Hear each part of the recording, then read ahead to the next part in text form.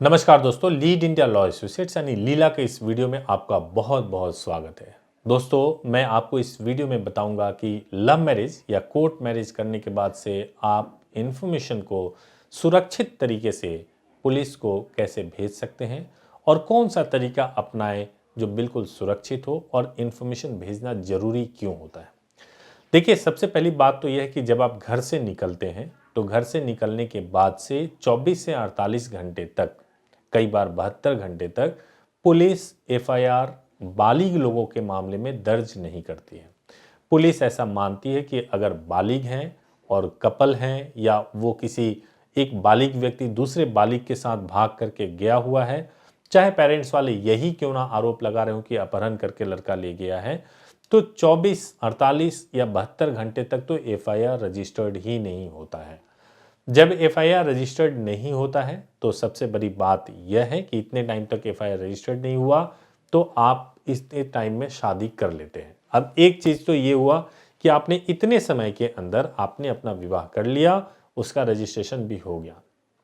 लेकिन अब यहाँ पर कपल के मन में दो थॉट आते हैं। पहला थॉट ये होता है कि मैं घर पे इन्फॉर्म ही नहीं करूँगा।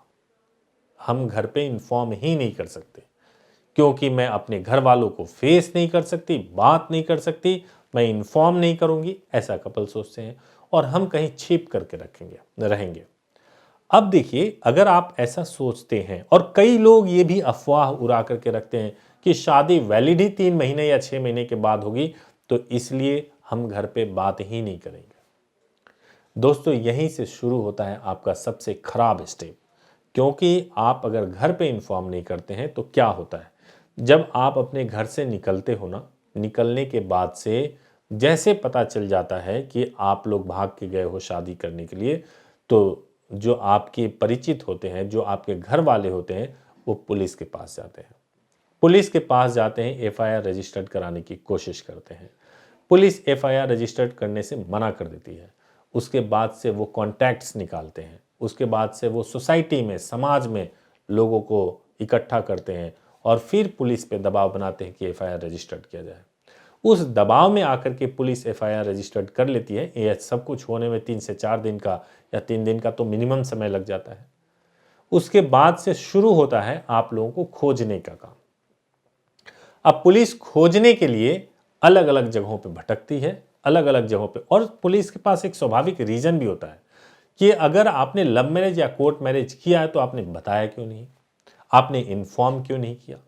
और आपको तलाशने के लिए पुलिस अलग अलग जगहों पे जाती है, अलग अलग लोगों को पकड़ती है, प्रेशराइज करती है। तो अगर आप इन्फॉर्म नहीं करते हो तो ये सबसे घातक चीज है, सबसे गलत चीज है। तो अब सवाल आता है कि कैसे इन्फॉर्म करें जो बिल्कुल सुरक्षित तरीका हो। तो इन्फॉर्म करने का सबसे सुरक्षित तरीका यह है दोस्तों कि आप जब शादी कर लो तो शादी करने के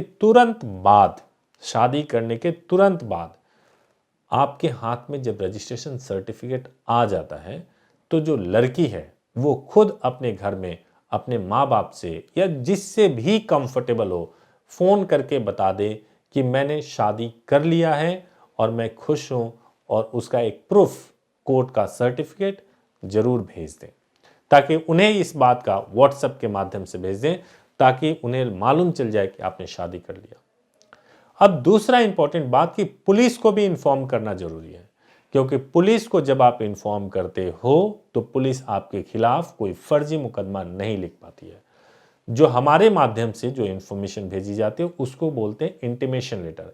हम इंटीमेशन लेटर भेजते हैं, यानी एक एडवोकेट साहब एक लेटर को ड्राफ्ट करते हैं।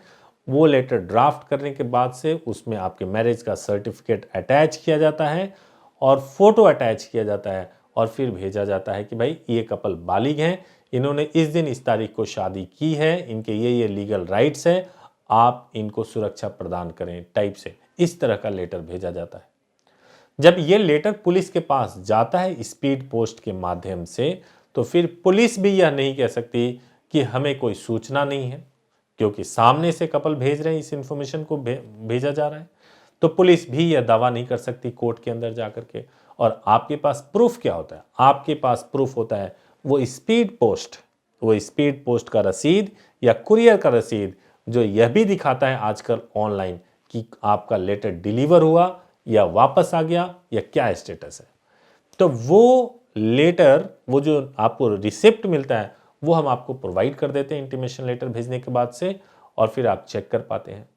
तो अगर घर में सूचना सुरक्षित तरीके से भिजवानी है, पुलिस के पास भिजवानी है, तो दो तरीके हैं। पहला कि आप व्हाट्सएप कर दें अपने घर वालों को, और दूसरा इंटीमेशन लेटर भिजवा दें ताकि सुरक्षित तरीके से पुलिस को मालूम चल जाए और वो आपके खिलाफ कोई गलत या एडवर्स डिसीजन लें या आप पर प्रेशराइज करें, उससे पहले ही उनको इन्फॉर्मेशन मिल जाए। वीडियो अगर आपको अच्छा लगे तो ज़रूर इसको लाइक, शेयर, सब्सक्राइब कीजिएगा, और अगर हमसे जुड़ना हो तो हमारे नंबर पे 8800444555 पर Monday to Saturday 10 AM to 6 PM call कर लीजिएगा। बहुत बहुत धन्यवाद।